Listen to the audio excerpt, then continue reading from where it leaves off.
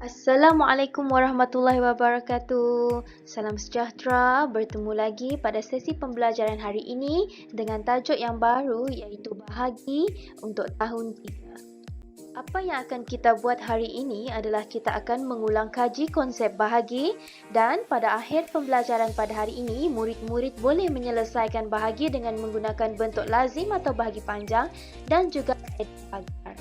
Jadi, apa yang kita akan buat hari ini adalah pertama sekali kita akan mengulang kaji konsep bahagi yang telah awak belajar dalam tahun 2. Kemudian kita akan lihat bagaimana membuat bahagi panjang ataupun dalam bentuk lazim. Kemudian kita akan belajar kaedah bahagi yang baru iaitu kaedah pagar.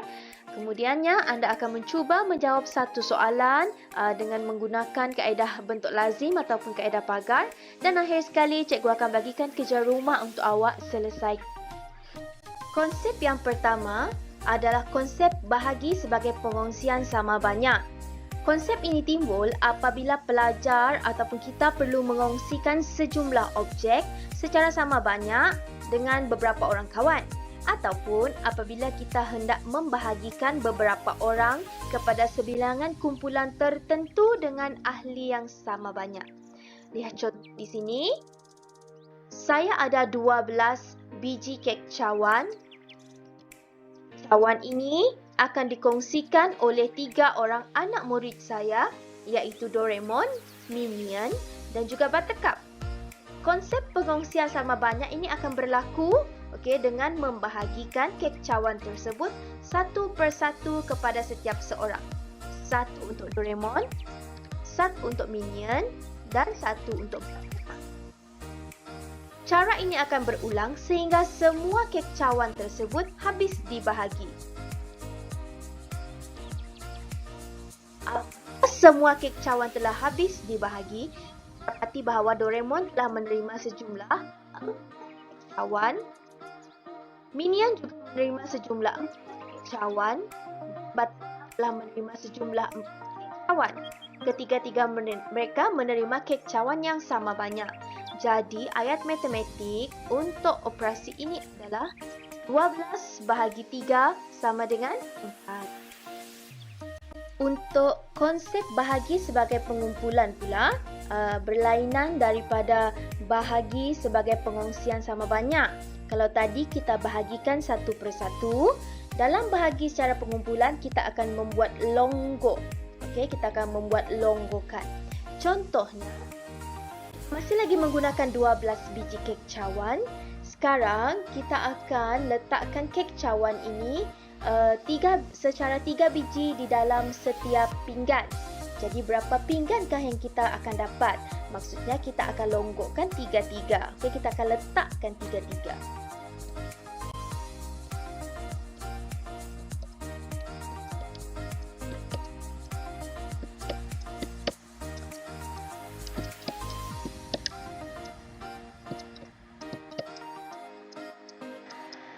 Okey, apabila telah selesaikan diletakkan 3-3, kita telah mendapat 4 pinggan kek cawan yang mana setiap dalam pinggan itu ada 3 biji kek cawan.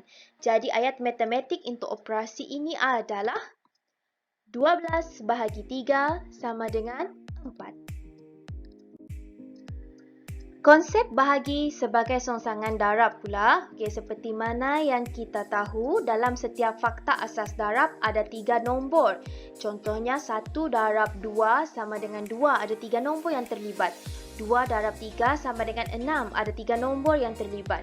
Jadi dalam fakta asas bahagi, operasi bahagi merupakan proses untuk mencari faktor yang tertinggal dalam fakta asas darab. Kita tengok Kalau cikgu ada soalan 12 bahagi 3 sama dengan berapa? Jadi kita akan gunakan sifir 3 untuk mencari songsangannya.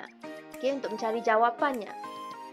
Apa yang darab dengan 3 sama dengan 12? Bilangan satu fakta asas darab di sini, satu nombor. Apa yang darab dengan 3 sama dengan 12? Darab dengan 3 sama dengan 12. Jadi 12 bahagi 3 sama dengan 4. Contoh yang seterusnya, kalau kita ada soalan 30 bahagi 6 sama dengan berapa? Jadi kita akan gunakan sifir 6 untuk mencari nombor yang hilang dalam fakta asas darab. Bahagi dengan darab dengan 6 sama dengan 30. Jadi 5 darab 6 sama dengan 30. Dan jawapannya 30 bagi 6 sama dengan 5. Di sinilah kepentingan menghafal sifir. Jika anda hafal sifir dengan baik, anda boleh menjawab soalan bahagi dengan cepat dan mudah. Konsep bahagi sebagai tolak berulang sebenarnya sangat berkait rapat dengan konsep bahagi sebagai proses pengumpulan. Kita ambil contoh kek cawan, 12 biji kek cawan yang hendak diagihkan sebanyak 3 ke dalam pinggan tadi. Itu adalah bahagi sebagai pengumpulan. Jadi sebenarnya apabila kita melakukan proses pengagihan secara 3-3, kita telah pun menolak sebanyak 3-3. Daripada 12 kek cawan tadi, kita telah ambil 3, iaitu kita tolak 3 untuk diletakkan dalam pinggan yang pertama. Jadi jumlah kek cawan yang tinggal adalah 9. Kemudian daripada 9 kek cawan yang tinggal, kita ambil lagi 3, iaitu kita tolak lagi 3 untuk diletakkan dalam pinggan yang kedua.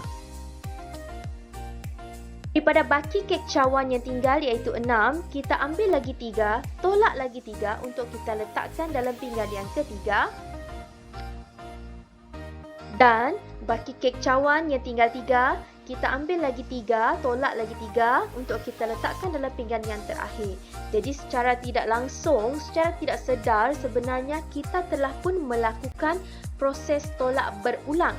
Kita telah menolak 3 sebanyak 4 kali daripada 12 tadi. Dengan itu, 12 bahagi 3 sama dengan 4. Okey, sekarang kita akan tengok bagaimana bentuk lazim untuk bahagi ataupun kita dalam nama lainnya dipanggil sebagai bahagi panjang.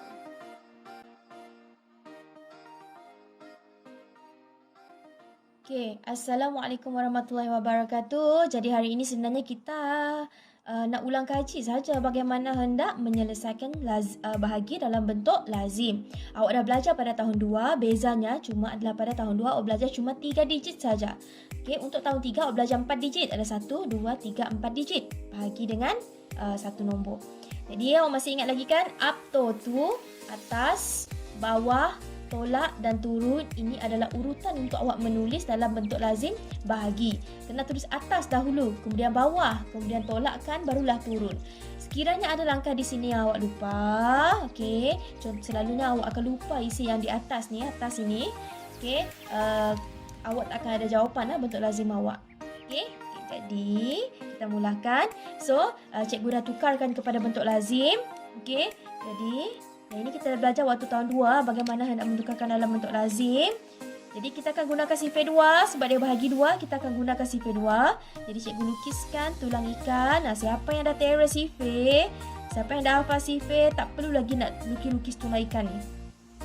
1, 2, 3, 4, 5, 6, 7, 8, 9, 10. Okey, ini ekornya. Okey, jadi dekat sini adalah darab 2. Kita gunakan sifir 2. Mula dengan sifar 1, 2, 3, 4, 5, 6, 7, 8, 9. Okey, sifar darab 2, sifar 1 darab 2, 2, 2 darab 2, 4 dan seterusnya. Kalau awak dah hafal sifir, awak boleh sekelip mata siapkan tulang ikan ni ataupun awak tak perlu gunakan tulang ikan tu pun. Okay, itu adalah kelebihan menghafal sifir. Jadi kita akan mulakan membahagi dari hadapan, daripada rumah ribu. Kita tutup dulu yang lain ni. Oleh kerana ini berada di nombor ini berada di bahagian bawah, jadi kita akan cari di bahagian bawah ini nombor 2. Inilah 2. Jadi cari dekat bawah ni 2. Okey, jumpakan yang ini 2, bulatkan. Okey, kemudian lihatlah atas, bahagian atas ni adalah untuk jawapan yang di bahagian atas. Bahagian bawah ni kita akan isikan di bahagian bawah. Jadi atas, ingatlah urutan atas, bawah, tolak, turun. Atas dahulu, atasnya adalah 1, bawahnya adalah 2, kemudian tolakkan. Okey, tolakkan. 2 tolak 2 adalah 9. sifar.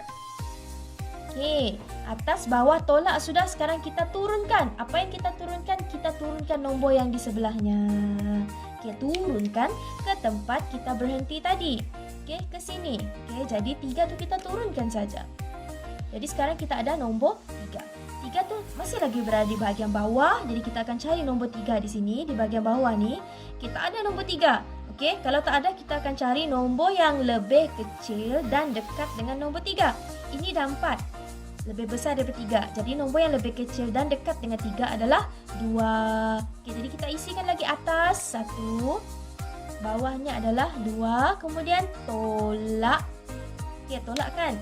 3 tolak 2 sama dengan 1. Selepas tolak, kita turunkan nombor yang di sebelah. Turunkan ke tempat kita berhenti tadi. Okey, turunkan saja. Sekarang kita ada nombor 14. Kita cari lagi nombor 14 di bahagian bawah ni. Ada tak? Okey, ada di sini. Okey, kita bulatkan. Kenapa cikgu suruh bulatkan? Supaya awak tak tercari-cari semasa hendak mengisi. Okey, atas. Okey, 7. Bawah, 14. Kemudian, tolak. Okey, tolak kan? 4 tolak 4, sifar. 1 tolak 1, sifar. Kemudian turunkan. Okey, kita turunkan nombor. Ada lagi nombor kat belakang tu, kita turunkan di tempat kita berhenti tadi. Okey, ini adalah 6. Jadi sekarang kita cari nombor 6 dekat bawah ni. Ada tak? Ada. Ini dia nombor 6. Ini ya. Okey. Jadi isikan dulu atas, bawah, tolak. Okey, tolakkan. 6 tolak 6 sama dengan sifar. Kemudian turun. Buka. Okey, tak ada lagi kan nombor dekat tepi ni. Maksudnya tak ada apa-apa lagi nombor yang hendak diturunkan. Maka jawapan untuk soalan ini adalah 1173. Jadi 2346 bahagi dengan 2. Jawapannya adalah 1173. Okey, sekarang bagaimana kita hendak menyemak? Bagaimana kita nak semak? Kita boleh semak dengan menggunakan operasi darab, iaitu jawapan yang atas ni darab dengan 2, kita mesti dapat nombor yang kat bawah ni. Okay, jadi 1173 darab dengan 2. Okey, ni cikgu nak semak. Okey, darab dengan 2. Okey, 3 darab 2, 6. 7 darab 2, 14. 1 bawah naik atas. Okey, 1 darab 2, 2 tambah 1, 3. 1 darab 2, 2. Kan sama 2346. Ini bermaksud jawapan anda adalah betul.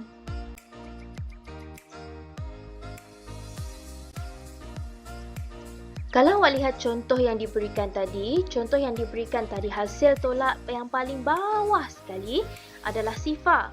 Namun dalam slide ini hasil tolak yang di bawah sekali ada nombor baki. Tolak yang di bawah sekali untuk slide ini ada nombor 4. Jadi inilah yang kita namakan sebagai baki. Jadi bagaimana anda hendak menulis jawapannya adalah dengan menyalin nombor yang di atas sekali, iaitu 876, dan tambahkan perkataan baki 4. Okey. Sekarang anda cuba selesaikan soalan ini dengan menggunakan kaedah bentuk lazim. Okey. Sila hentikan sebentar ataupun pausekan video ini sementara anda membuat pengiraan.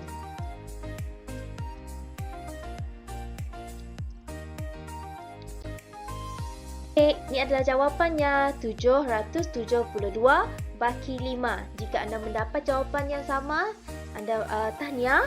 Jika anda tidak dapat menjawab dengan tepat, cuba lagi sehingga mendapat jawapan yang betul.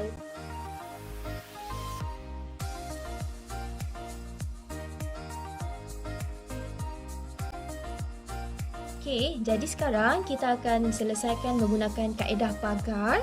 Okay, dalam kaedah pagar ni kita cuma akan ada up to saja. Atas, bawah dan tolak saja. Dia tak perlu turunkan. Okay, kita akan naikkan dia ke atas. Jadi kita tak akan ada jawapan yang panjang berjela di bawah ini. Okey, nanti awak tengok Kalau awak nak memahami dengan lebih lanjut, nanti awak boleh pause, rewind balik, ulang balik video ni sehingga awak dapat. Okey. Jadi, kita akan gunakan sifar 3. Memandangkan ini 1743 bahagi 3. Kita akan gunakan sifar 3. Seperti biasa, kita akan mulakan dari hadapan. Okey, cari 1 dekat bawah. Kalau tak ada, kita ambil nombor yang lebih kecil dan paling dekat dengan 1. Okey, iaitu kalau dekat sini nombornya adalah sifar. Tak apa, tulis saja sifar. Sifar di atas, sifar di bawah, tolak. Tolak kan? 1 tolak sifar adalah 1. Okey, sekarang tak ada turun kan? Up to saja, tak ada turun. Jadi 1 ini kita akan naikkan ke atas sini. Okey, tulis balik. Okey, sekarang kita pergi nombor sebelah pula. Okey, kita pergi ke rumah ratus. Okey, sekarang kita ada 17. Okey, cari 17 dekat bawah ni. Ada tak 17? Kalau tak ada, kita ambil nombor yang lebih kecil dan paling dekat dengan 17. Jadi, 15. Okey, jadi atasnya 5. Bawahnya adalah 15. Tuliskan saja. Kemudian tolakkan. Okey, tolak macam biasa. 7 tolak 5 adalah 2. 1 tolak 1 adalah sifar. Jadi yang 2 ini bawa ke naik ke atas. Tengok, awak tak akan ada nombor yang panjang-panjang dekat bawah ni. Okey, jadi tuliskan saja 2 dekat atas ni. Sekarang kita ada nombor yang dekat sini adalah 24. Jadi cari dekat bawah ni, ada tak 24? Ada, ini 24. Bulatkan, isikan atas dahulu 8, bawahnya adalah 24 dan tolakkan. Tolak macam biasa.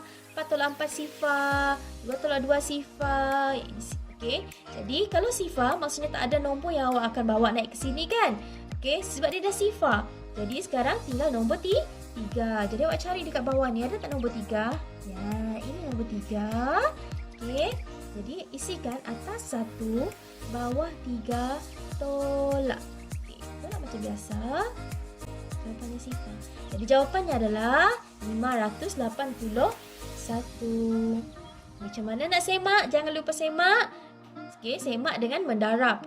Kenapa kita darab? Sebab kita tahu bahawa bahagi tu adalah terbalik daripada darab. Jadi kita semak 581 darab 3. Kita mesti dapat jawapan nombor yang dekat depan ni. Barulah jawapan bahagi kita tadi betul. 1 darab 3, 3. 8 darab 3, 24. 2 bawah naik atas. 5 darab 3, 15. Tambah 2, 17. Sama. Jadi jawapan ini adalah betul. Ini adalah kaedah pagar. Dalam kaedah pagar, awak tak akan ada nombor yang panjang-panjang di bawah ni. Jadi sekarang awak selesaikan soalan ini menggunakan kaedah pagar. Sila hentikan sebentar video sementara awak selesaikan soalan tersebut.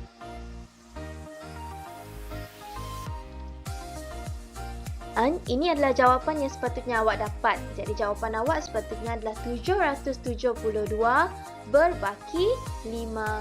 Okey, 772 baki 5. Jadi sekarang awak boleh mula buat kerja rumah. Buku teks muka surat 69 dan 72 salin dalam buku latihan dan selesaikan sama ada dengan menggunakan kaedah pagar ataupun bentuk lazim bahagi panjang.